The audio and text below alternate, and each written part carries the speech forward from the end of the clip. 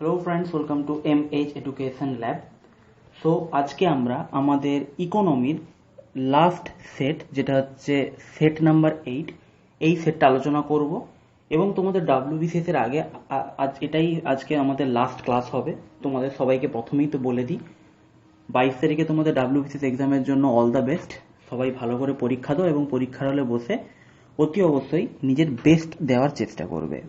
আচ্ছা, আরেকটা বিষয় তোমাদেরকে বলি, সেটা অনেকেই তোমরা ডিমান্ড করছো যে স্যার আমাদের এই যে 200টা MCQর যে সিরিজ করানো হয়েছে এর কম্বাইন্ড PDF এর ব্যাপারে। তো সেটার উপর আমরা চিন্তা ভাবনা করছি, কম্বাইন্ড PDFটা যদি পারি তোমাদেরকে পরীক্ষার আগে যদি একবার প্রোভাইড করে দিতে পারি, যাতে তোমরা রিভিশন করে নিতে পারো। ঠিক আছে, তো সেক্ষেত্রে আমরা চেষ্টা করব কম্বাইন্ড PDF গুলো টোটাল 8টা সেটের দিয়ে দেওয়ার। তো আজকের ক্লাসটা শুরু করা যাক। আজকে লাস্ট সেট আমাদের ইকোনমিক্সের এবং পলিটির কিন্তু 8টা সেটই কমপ্লিট হয়ে গিয়েছে। আর আরেকটা জিনিস, যেটা আগের দিনের ক্লাসে আমি দিলাম, একজন জিজ্ঞেস করছিল যে অন্যান্য ক্লাসগুলো কোথায় পাবো। তো দেখো, আমি আমাদের প্লে লিস্ট আছে, আমাদের প্লে লিস্ট সেকশনে দেখো প্রত্যেকটা সাবজেক্টের এই 200 MCQর প্লে লিস্ট বানানো আছে। প্লে লিস্টে গেলেই তোমরা ক্লাসগুলো দেখতে পাবে। আজকে প্রথম কোশ্চেন বলা হচ্ছে, what is the minimum and maximum number of banks which can participate in a consortium loan. Consortium loan যে থাকে, এখানে আমাদের কতগুলো ম্যাক্সিমাম মিনিমাম ব্যাংক পার্টিসিপেট করতে পারে? সঠিক উত্তর হবে কি? সঠিক উত্তর হবে অপশন সি, মিনিমাম দুটো, ম্যাক্সিমাম কোনো লিমিট নেই, যতগুলো খুশি পার্টিসিপেট করতে পারে। নেক্সট 2 নম্বর কোশ্চেন হচ্ছে, recommendations of first finance commission covered which of the following periods. প্রথম ফাইন্যান্স কমিশনের যে রেকমেন্ডেশন, সেটা কোন পিরিয়ডে প্রথম করা হয়েছিল? এর সঠিক উত্তর কি হবে? এর সঠিক উত্তর হবে অপশন বি, 1952 টু 1957। প্রথম ফাইন্যান্স কমিশন যে ছিল সেটা হচ্ছে আমাদের স্যার KC নিয়োগীর চেয়ারম্যানশিপের আন্ডারে 6 এপ্রিল 1952 চালু করা হয়েছিল এবং টোটাল 1952 থেকে 1957 এই 5 বছরের পিরিয়ডের জন্য এটা চলেছিল। Next 3 number question, Robin Hood effect is related to which of the following. এটা তোমাদের কাছে একটু অন্য ধরনের কোশ্চেন লাগতে পারে, বাট একটু এক দুটো অন্য ধরনের কোশ্চেন তোমরা দেখে রাখো, কারণ যদি তোমাদের কোশ্চেনের লেভেল একটু আপ হয় সেক্ষেত্রে। তো রবিনহুড এফেক্ট কাকে বলা হচ্ছে? রবিনহুড এফেক্ট রিলেটেড হচ্ছে ইনকাম রিডিস্ট্রিবিউশন। কিসের সঙ্গে? ইনকাম রিডিস্ট্রিবিউশনের সঙ্গে এটা রিলেটেড। আচ্ছা, নেক্সট তো তোমাদেরকে বলে দিচ্ছি, আমাদের দেখো WBCS প্রিলিম 2021কে টার্গেট করে কিন্তু আমাদের একটা মক টেস্ট সিরিজ লঞ্চ করা হয়েছে। এবং আবারও বলছি, এখানে মক প্রিলিম বলা হলো, এটা কিন্তু মেন্সের জন্য কাজে লাগবে, কারণ মেন্সের প্রিভিয়াস ইয়ারের কোশ্চেন বা মেন্সের মক টেস্ট কিন্তু এখানে কভার আপ করা হয়েছে। অর্থাৎ তোমরা কিন্তু অতি অবস্থায় এটাকে পারচেস করতে পারো। ঠিক আছে, মক টেস্ট সিরিজ এখানে কিন্তু তোমাদের প্রিলিমের দুটোর জন্যই কাজে লাগবে। তো এখানে তোমাদের হচ্ছে 295 টোটাল মক টেস্ট আছে, টোটাল 10,000টা কোশ্চেন আছে। এবার বুঝতে পারছো, 10,000টা কোশ্চেন তোমরা যদি প্র্যাকটিস করতে পারো, তোমাদের কিন্তু একটা সলিড প্রিপারেশন অটোমেটিক্যালি হয়ে যাবে। আর এটার উপর জন্য কিন্তু আমরা আবার ডিসকাউন্টেরও ব্যবস্থা করেছি। এর উপর তোমরা দেখতে পাচ্ছ 50% ডিসকাউন্টের জন্য আমার নামের যে কুপন কোড SUBA50, এই কুপন কোডটা তোমরা ইউজ করতে পারো। এই কুপন কোডটা ইউজ করলে তোমরা কিন্তু ইনস্ট্যান্ট এই কোর্সটার উপরে 50% ডিসকাউন্ট পেয়ে যাবে। নেক্সট 4 নম্বর কোশ্চেন কি বলা আছে দেখো। 4 নম্বর কোশ্চেন বলা হচ্ছে, in how many languages reserve bank of India's financial education website is available. সঠিক উত্তর কি হবে? সঠিক উত্তর হবে option C, 13। Unlucky 13, option C সঠিক উত্তর। 5 number question, consider the following.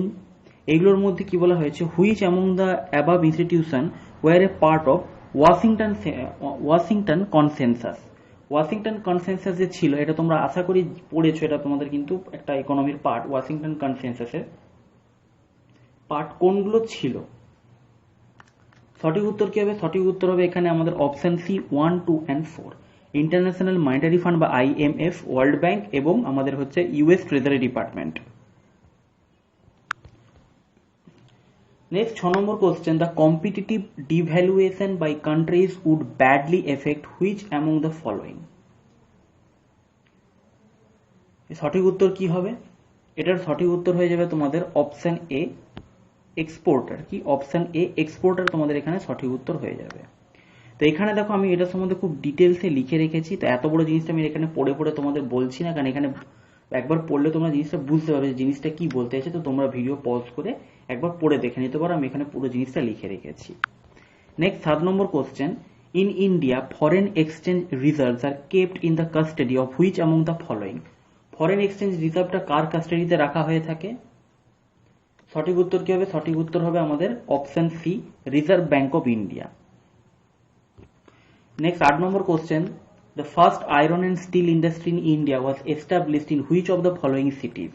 এটা আশা করি তোমরা সকলেই জানো, সেটা হচ্ছে জামশেদপুর। অপশন বি সঠিক উত্তর। টাটা স্টিল, ঠিক আছে, in terms of domestic production Tata steel is the largest and first iron and steel industry company in India. Its first plant of Tata Steel was established in Jamshedpur and registered office is in Mumbai. It was established by Jamshedji Naseerwanji Tata in 1907 and it is one of the top steel producing companies globally with annual crude steel deliveries of 27.5 million ton. 9 number question, which of the following countries is the main competitor for Indian jute industry? ভারতীয় পাট শিল্পের ক্ষেত্রে main competitor আমাদের হচ্ছে, আমাদের প্রতিদ্বন্দ্বীকে, সেটা হচ্ছে Bangladesh. Option D সঠিক উত্তর। কারণ বাংলাদেশেও কি হয়, বাংলাদেশেও কিন্তু খুব ভালো কোয়ালিটির পাট তৈরি হয় এবং কটন শিল্পের দিক দিয়েও কিন্তু আমাদের বেশ ভালো রকম বড় সড়ো প্রতিদ্বন্দ্বী বাংলাদেশ। 10 নম্বর question, who is the first India born women economist to become chief economist in International monetary Fund? এটা আই থিঙ্ক আমি তোমাদের এর আগেও করিয়েছি। সঠিক উত্তর হচ্ছে আমাদের অপশন বি, গীতা গোপীনাথ। এবং যদি নর্মালি ফার্স্ট ইন্ডিয়া বর্ন বলে তাহলে তোমাদের বলতে হবে কে? আমাদের former RBI governor Raghuram Rajan. যদি ফার্স্ট ফিমেল বলে তাহলে হবে গীতা গোপীনাথ। 11 নম্বর question, the government fixes minimum support price বা MSP for agricultural goods on the basis of recommendation of which of the following? MSP বা মিনিমাম সাপোর্ট প্রাইসটা কিসের রেকমেন্ডেশনের উপর নির্ভর করে বানানো হয়েছে? সঠিক উত্তর কি হবে? সঠিক উত্তর হবে option A, commission for agricultural cost and prices.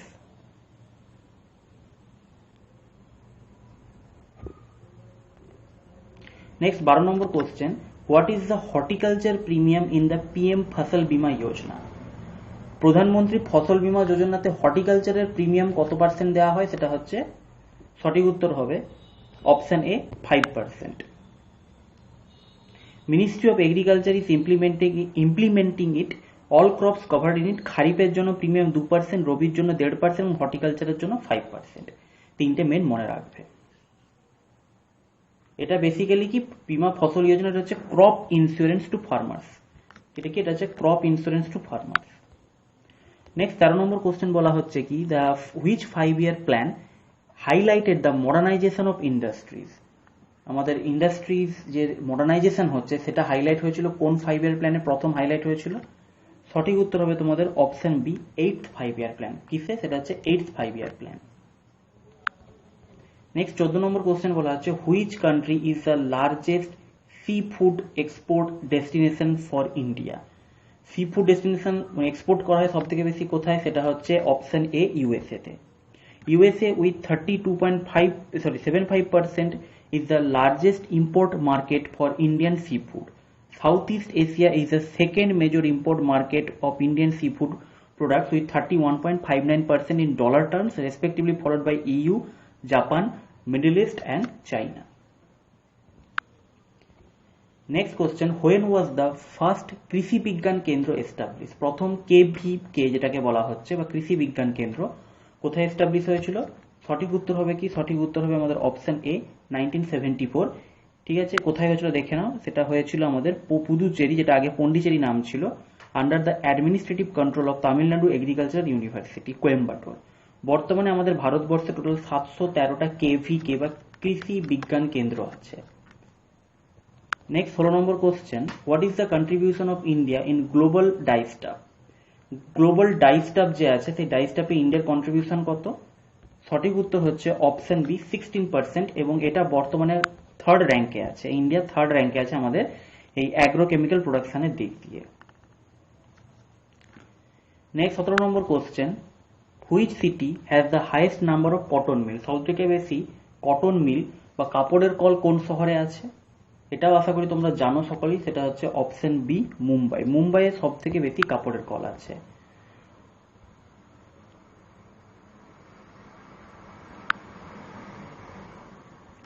Next 18 number question, what is the target expenditure on education under national education policy 2020?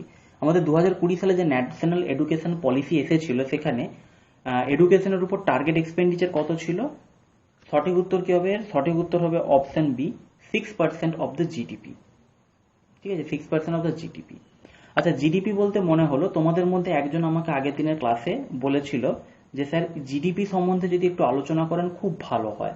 তো দেখো, এখন তো পরীক্ষা তোমাদের সামনে এসে গেছে, এখন পসিবল হবে না, তোমরা পরীক্ষাটা দিয়ে এসো, তারপর আমি চেষ্টা করবো যদি পারি আমি জিডিপির উপর একটা ছোট ক্লাস নিয়ে নেবো। ঠিক আছে, জিডিপি, জিএনপি, এনএনপি, এনডিপি, এগুলোকে এই সমস্ত টার্মসগুলো সম্বন্ধে আমি একটা ছোট সেশন নিয়ে নেব। Next 19 number question, which two DTH companies merge in 2019? কোন দুটো ডিটিএইচ কোম্পানি 2019-এ মার্জ হয়ে গেছিল? যেমন এখন হচ্ছে আমাদের টেলিকমিউনিকেশনে হয়ে গেছে কি ভিআই, ভোডাফোন এবং আইডিয়া একের সঙ্গে কি হয়ে গেছে, মার্জ হয়ে গেছে। ঠিক আছে, এটা হচ্ছে কি, এটা নাম হয়ে গেছে ভিআই। ওকে, ভোডাফোন ইন্ডিয়া। তো সঠিক উত্তর হচ্ছে এখানে কি, সঠিক উত্তর হবে আমাদের option C, Airtel and dish TV. ঠিক আছে, এয়ারটেল এবং ডিশ টিভি এরা কি হয়েছিল, এরা 2019-এ মার্জ হয়ে গিয়েছিল। It has become one of the largest DTH in Indian market. এবং তারপর এটা হচ্ছে একটা বিরাট বড় হয়েছিল। ভারতী এয়ারটেল ডিটিএইচ মানে ডাইরেক্ট টু হোম আর Airtel digital TV has merge with dish TV, merge in August 2019। Next 20 number question, which among the following is the cheapest means of transportation?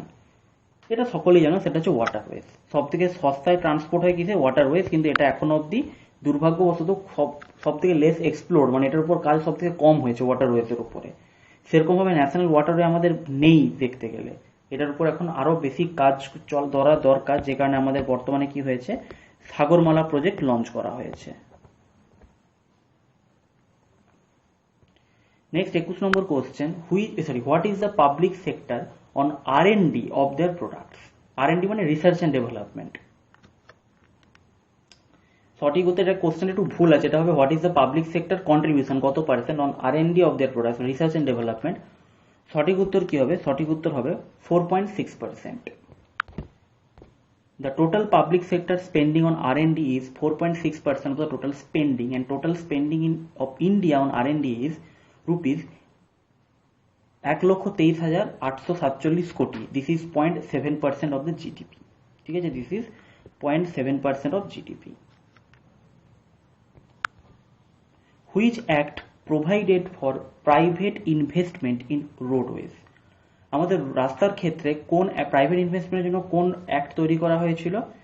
সঠিক উত্তর কি হবে, সঠিক উত্তর হবে option A, national highway act 1956। It is also provided for private maintenance in roadways. Next 23 number question, sale of which of the following is done through open market sales scheme বা OMSS? Open market sell স্কিমের মাধ্যমে কি কি বিক্রি করে, সেটা হচ্ছে সঠিক উত্তর option A, wheat and rice. Sale of wheat and rice is undertaken through open market sale scheme to check inflationary trade of food in market. Next হচ্ছে কি, বলা হচ্ছে 24 নম্বর question, what is India's rank in oil consumption in the world?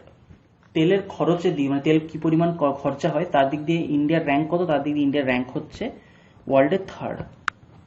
ঠিক আছে, India is rank 3rd in oil consumption in world. The top 5 largest oil consumers in world আর USA, China, India, Japan and Russia. Next আজকের 25 নম্বর question, easy question, what is the full form of NPCI? সঠিক উত্তর হবে কি, সঠিক উত্তর হবে আমাদের option A, National Payment Corporation of India. সঠিক উত্তর হবে এখানে। এটা এস্টাবলিশ হয়েছিল কবে, এস্টাবলিশ হয়েছিল 2008-এ, and it has developed India's payment gateway system. ঠিক আছে, আমাদের যে অনলাইনে বিভিন্ন পেমেন্ট তোমরা করো, সেই পেমেন্ট গেটওয়ে সিস্টেমগুলো যে কোনো পরীক্ষার ফর্ম ফিল আপের ক্ষেত্রে বা যে কোনো জায়গায় অনলাইন ট্রানজাকশনের ক্ষেত্রে যে পেমেন্ট গেটওয়ে সিস্টেম থাকে, এটা প্রথম তৈরি করেছিল কে, National Payment Corporation of India. তো এই ছিল আজকের কোশ্চেন, এবং আজকের এটাই ছিল তোমাদের লাস্ট ক্লাস বিফোর WBCS। এবং এখানে আমাদের পুরো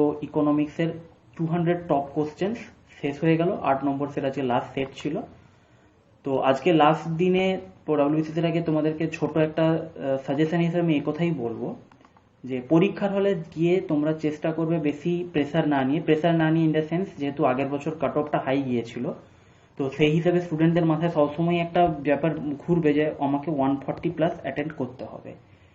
ঠিক আছে, সেটা টার্গেট রাখা ভালো, কিন্তু সেই অ্যাটেন্ডটা যেন আন্দাজের উপর না হয়, মানে এমন যেন না হয় যে পরীক্ষার হলে বসে তুমি দেখলে যে তুমি হচ্ছে 120 বা 125, খুব বেশি হলে তো 125 তুমি যেতে পারছো, বা সাপোজ আমি বলছি তোমার হয়তো মনে হলো যে তুমি 115 ঠিকঠাক করতে পারছো উইথ অ্যাকিউরেসি শিওর শট, তারপর তোমার মনে হবে যে আমি 140 আমাকে করতে হবে, নাহলে তুমি কম্পিটিশনের বাইরে তুমি কি করলে হাফ শিওর হয় বা পুরো আন্দাজের উপর লাগাতে শুরু করলে, দিয়ে করলে কি 140 অ্যাটেন্ড করলে।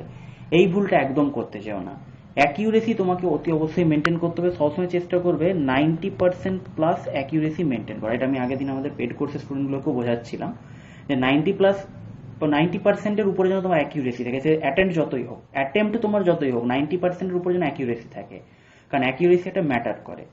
আন্দাজে লাগিয়ে ভুলভাল করে নেগেটিভ করার কোনো মানে হয় না, যেখানে তোমার, কারণ সবসময় মনে রাখবে যেখানে তোমার কি হচ্ছে নেগেটিভ মার্কিং আছে, সেখানে নেগেটিভে না গিয়ে জিরোতে তুমি যদি বসে থাকো সেটাও তোমার প্রফিট। ঠিক আছে, অতএব নেগেটিভ মার্কিং করার কোনো দরকার নেই, কারণ সবসময় মনে রাখবে আগের বছর কাট অফ হাই গিয়েছিল মানে এবছরও যে কাট অফ ওই রকমই যাবে তার কোনো মানে নেই। ভ্যাকেন্সি কিরকম থাকবে, কোশ্চেনের লেভেল কি হবে, অনেক কিছুর উপর ডিপেন্ড করে। ঠিক আছে, আগের বছর যেহেতু কাট অফ হাই গেছিল সেখানে অবশ্যই একটা চান্স থেকে যায় যে এবছরও তোমাদের হয়তো কাট অফ হাই যাবে, কিন্তু সেটাকে মানে একটা নিয়ে একটা প্রেসারের মধ্যে পরীক্ষায় বসো না, ফ্রি মাইন্ডে পরীক্ষায় বসবে, চেষ্টা করবে যে ওই পরীক্ষার যে টাইম আছে টাইম পিরিয়ডের মধ্যে তোমার বেস্ট পারফরমেন্স দেওয়ার, অ্যাকিউরেসি মেনটেন করে যতটা প্রপার টাইম ম্যানেজমেন্ট করে যতগুলো কোশ্চেন করতে পারে ততগুলোই করে আসবে। ঠিক আছে, কারণ অ্যাকিউরেসি, কারণ এই স্বভাবটা কিন্তু খুব বাজে, আন্দাজে লাগানোর স্বভাবটা খুব বাজে স্বভাব, এটা পরবর্তী ক্ষেত্রে তোমাকে গিয়ে হ্যাম্পার করবে। সেই হ্যাবিটটা কোনো মতেই ডেভেলপ হতে দিও না, যতটা পারবে নাই। হ্যাঁ অবশ্যই, তা বলে কি একদমই সে হয়তো 4-5টা কোশ্চেন তো এদিক ওদিক সবাই আন্দাজে একটু লাগাবে, হাফ সিওর হয়ে অ্যাটেম্প করবে, এটা কিছু করার নেই, সেটা সবাই করে, কিন্তু ওই জন্য বললাম যে কি 90%-এর উপরে যেন তোমার অ্যাকিউরেসি থাকে, তার নিচে যেন অ্যাকিউরেসিটা না নামে। ঠিক আছে, মানে সেই কাট অফটাকে একটা পিয়ার প্রেসার নিয়ে তোমার মনে হলো যে আমাকে এর উপরে করতেই হবে বলে আদৌ তুমি করতে পারছো না, আন্দাজে লাগিয়ে যাচ্ছ। কি করছো তুমি? আন্দাজে লাগিয়ে যাচ্ছ, তুমি আদৌ জানোই না ওটার সঠিক উত্তর কি হবে, কিন্তু তোমাকে করতে, অনেকে করে এরকম। ঠিক আছে, যে লোককে বলতে পারবো আমি 140 করেছি, দিয়ে সবাইকে বলে ওটা আমি 140 অ্যাটেন্ড করেছি, কিন্তু সে ভিতরে ভিতরে জানে যে আমি আন্দাজে করে দিয়ে এসেছি সব, কিন্তু করে দিয়ে এসেছি যে লোককে বলে ওটা আমি 140 করে দিয়ে এসেছি। তো এই জিনিসটা যেন একদমই না হয়। ঠিক আছে, যতটুকু করবে কনফিডেন্টলি করবে, নিজের মতো করে করবে, কারণ মনে রাখবে তোমার যদি প্রিপারেশন ঠিকঠাক থাকে তাহলে তোমার যদি কোশ্চেন টাফ লাগে সবারই কোশ্চেন টাফ লাগবে, সবারই অ্যাটেম্প্ট কম্পারেটিভলি কম হবে। অতএব সেটাকে নিয়ে বেশি মাথা না ঘামিয়ে যতটা পারবে পরীক্ষার হলে সেই টাইমে বসে চেষ্টা করবে নিজের বেস্ট দেওয়ার, প্রপার অ্যাকিউরেসি মেনটেন করে যতটা পারবে বেস্ট দেবে। ঠিক আছে, তো এটাই তোমাদের একটা লাস্ট টিপ, মানে লাস্ট মিনিট সাজেশন আমি তোমাদেরকে বললাম। অল দ্য বেস্ট ফর মানে অল অফ ইউ, ভালো করে পরীক্ষা দাও। পরীক্ষা দেওয়ার পরে আমরা তোমাদের সঙ্গে আমাদের দেখা হবে কিসে, সেটা হচ্ছে আমাদের এক্সাম অ্যানালাইসিসে। আমরা একটা এক্সাম অ্যানালাইসিস করবো, চেষ্টা করবো করার, পরীক্ষা হয়ে গেলে স্টুডেন্টদের ফিডব্যাক নিয়ে। ঠিক আছে, তখন তোমাদের সঙ্গে আবার দেখা হবে। সবাই খুব ভালো করে পরীক্ষা দাও, তোমাদের প্রিপারেশন কিন্তু মোটামুটি ভালো আমি দেখেছি। যারা এই ইউটিউবের ক্লাসে রেগুলারলি কমেন্ট করে তাদের কমেন্ট দেখে বোঝা যায় যে তাদের কিন্তু প্রিপারেশন ভালো, তোমাদের প্রিপারেশন কিন্তু মোটামুটি ভালো প্রিপারেশন আছে। তো এইভাবেই চালিয়ে যাও। ঠিক আছে, thank you, have a nice day, next দিন আবার দেখা হবে। Thank you.